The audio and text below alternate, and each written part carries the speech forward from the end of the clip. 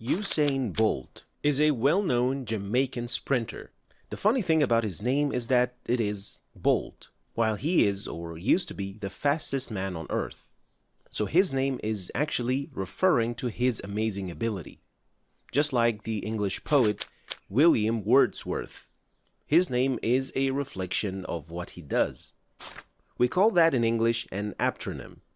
And it is something that you can only understand and be able to make such references if you do understand English and know the meaning of the words Bolt and Wordsworth. Otherwise, you can't refer to this linguistic subtlety, or when heard, it will go right over your head. But what does any of this have to do with the Qur'an?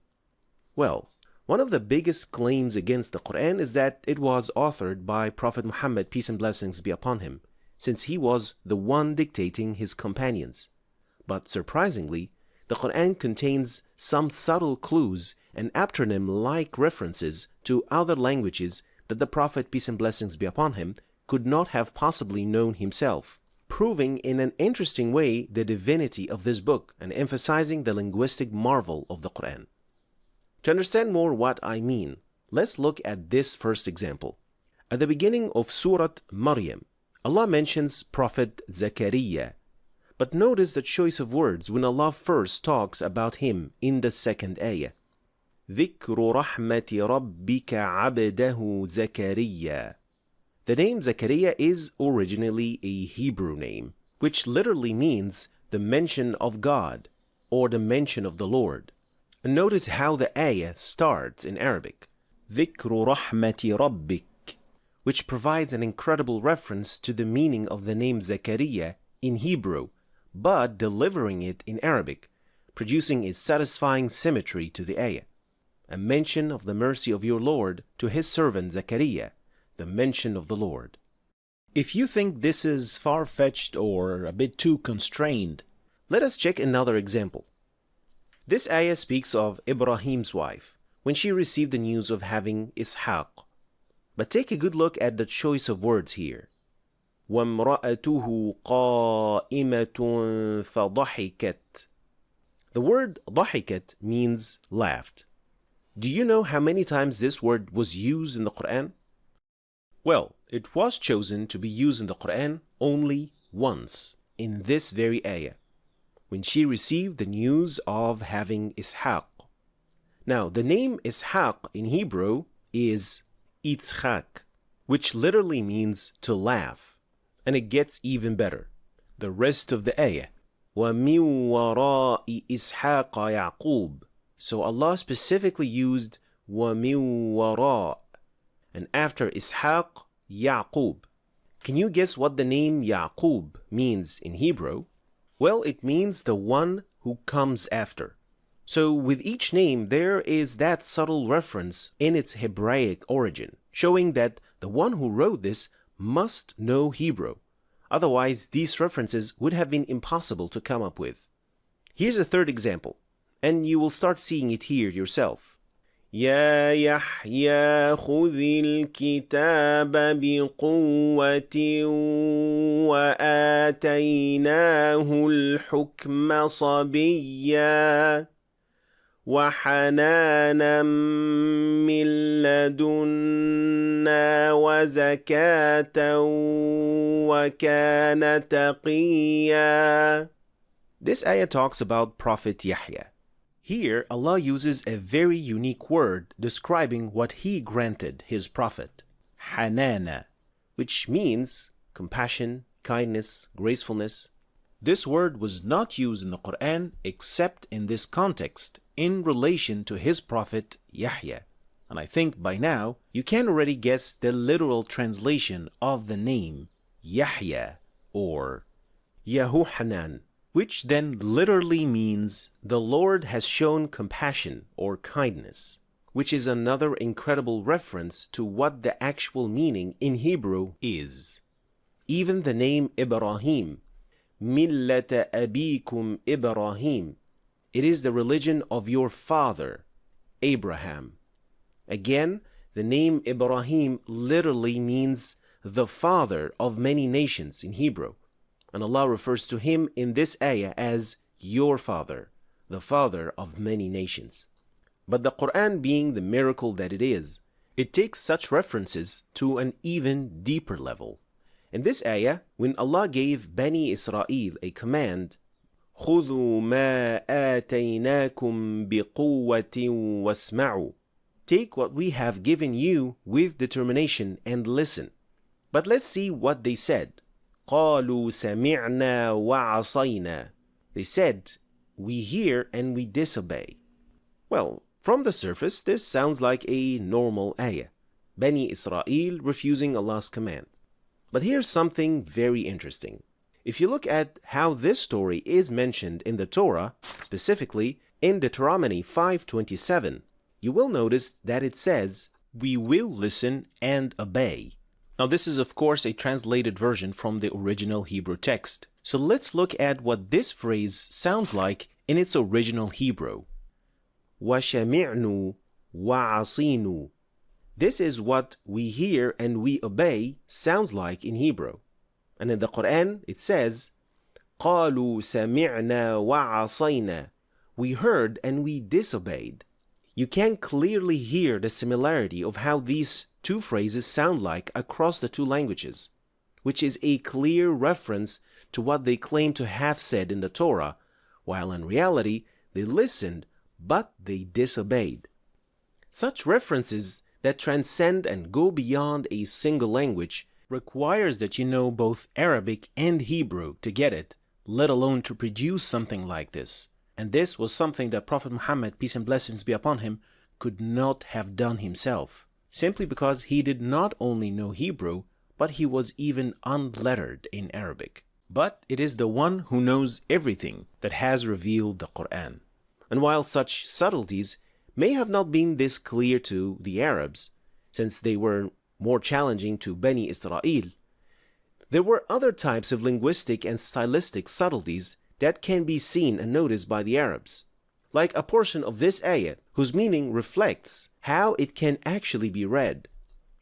وَهُوَ الَّذِي خَلَقَ اللَّيْلَ وَالنَّهَارَ وَالشَّمْسَ وَالْقَمَرَ كُلٌّ فِي فَلَكٍ يَسْبَحُونَ. And he is the one who created the night and the day and the sun and the moon, all in an orbit, swimming. Interestingly, this part of the ayah can be read the same way in both directions. كُلٌّ فِي فَلَكٍ. كُلٌّ فِي فَلَكٍ, referring to the actual meaning of the phrase itself. Finally, if you are already thinking, well, I can make something similar to what we have seen today. Some Arab poets have even written poems that could be read from right to left and from left to right. And by looking up some meanings of names, I too can come up with such references. And this is exactly where most of these oppositions get it wrong. They only look at the Qur'an from a single angle, and they want to imitate it, and they leave everything else behind. And then when challenged, they complain about moving the goalpost. The Qur'an is miraculous because it contains layers upon layers upon layers of miracles of all kinds and types. There are so many angles and aspects to it, which are all elegantly embedded into the text, and all of this exists at the same time in the same text, while providing accurate, scientifically correct, uncontradicting, and just simply linguistically marvelous text. But for us, it is not a mystery how something can be so perfect, because it is the word of Allah. Thanks. The city of Mecca is mentioned in the Quran by several different names. But of course, the most well-known is Mecca itself. Interestingly, the name Mecca comes from the root verb Mecca, which means to suck out water, which is a reference to the city's scarcity of water. So even the name reflects something deeper about where it is located. But here when it gets really fascinating. In Surah Ali Imran, when Allah addresses the people of the book to affirm the truth of Islam, He does not use the familiar name, Mecca. Instead, He uses a lesser-known name, Bekka. But why this name? And why in that specific context? The answer is actually mind-blowing. So let's dive in. Many scholars of tafsir indicated that the name Bakka does have a literal reference to it, just like Mecca, which is Bakka, with the literal meaning of crying or weeping, a reference to the crying or weeping of visitors asking for forgiveness in that sacred place. But then, why Bakka and why here specifically? Well, because this city was mentioned in this specific name in a prophecy in the Old Testament, sending blessings on those who will dwell in that city seeking God's forgiveness, which is to be observed in Psalm 84, 1-6. Blessed is the man whose strength is in thee, in whose heart are the highways to Zion. Passing through the valleys of weeping, they make it a place of springs. But where is the word Bakka? Shouldn't this name be included in the prophecy to actually be a prophecy? It says here, the valley of weeping. I mean, it could refer to anything and not just because Bakka refers to weeping. After all, Valley of Weeping has a capital W, indicating that it is a proper noun, a name of a place, right? Well, here's the surprising part, or rather, not so surprising. If you actually take a look at the original Hebrew text for that exact same verse, you will find this. Here it is mentioned with the name of Bakka, with a capital B, indicating that it is indeed a proper noun, which means that it is a name of a place or someone. But what actually happened in this translation is that they took the Arabic word, referred to its root verb with its meaning to cry or weep, and took that meaning and turned it into a proper name, Valley of Weeping. Now, you tell me, who actually translates names?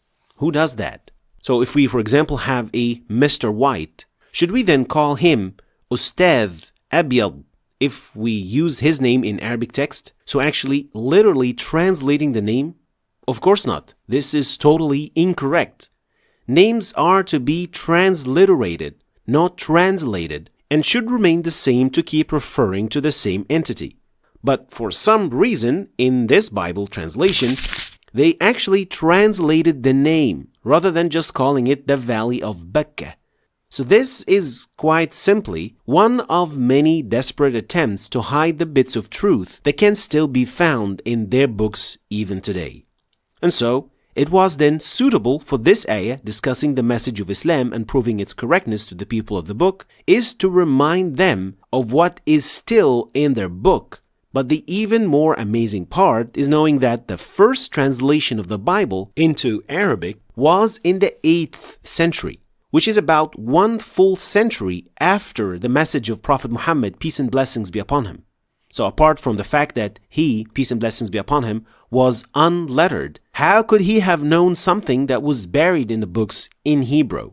But the answer to this question for us is quite simple. Because it is not his words. It is the words of the one who knows everything. Finally, why would we believe anything that is given in the Bible while we believe it has been changed and distorted? How can anything be labeled as prophecy?